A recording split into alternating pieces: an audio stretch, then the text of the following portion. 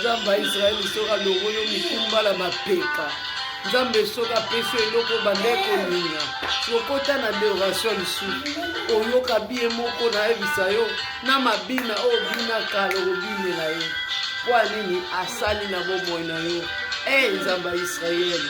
Le créateur de toutes les choses, maître de l'univers, Jésus de toi. Azana bobo.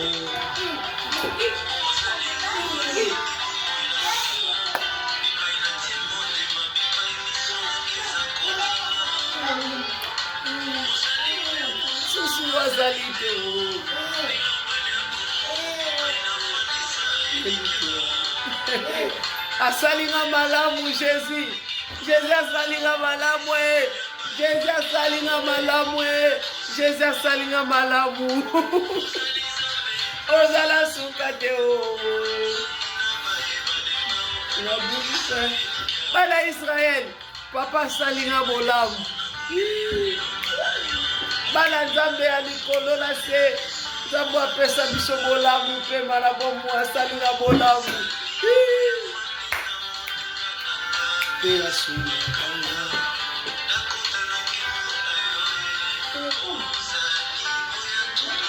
Ikolo na se na buzambela. Omisome kumisa yo. Nzamba Israël. Qui est comme toi, Jésus?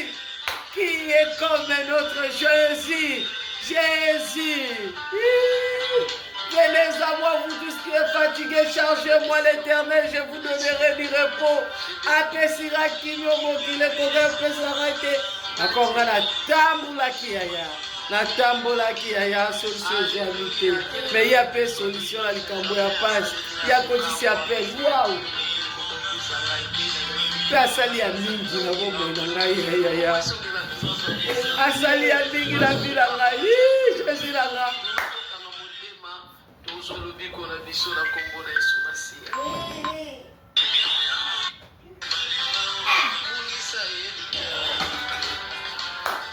Manioso na nguya ya liloba Nzamba Israël. Na fongoli suki ya pepe lesio.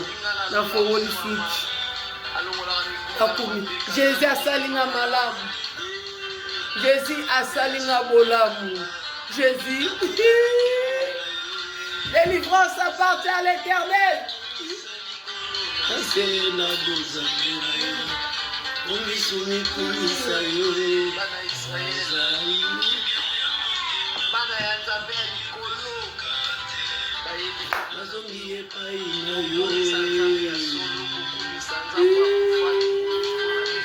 Nzamba Jacob, Nzamba Jacob, Nzamba Jacob, Israël ekolo ya Jacob.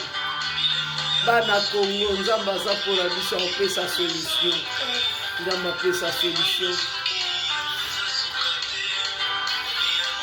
Tout ça monté ma caille pas Nzamba peut sa solution. Moi je crois à lui. Le seul Dieu qui m'a traversé. La difficulté mon combo, mais c'est donc la solution pour aller seul Dieu. Mais la biso za kosala. Kotemana. Azala motema nanga salisaka nga. Nasongi epai na ye.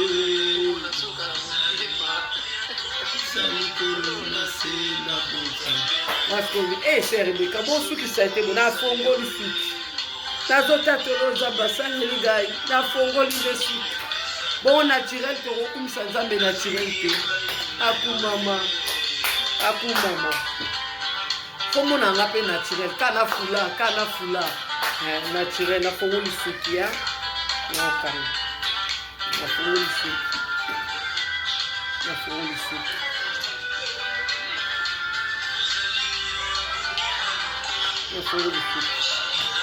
kafulafula monanga mpe naturel nani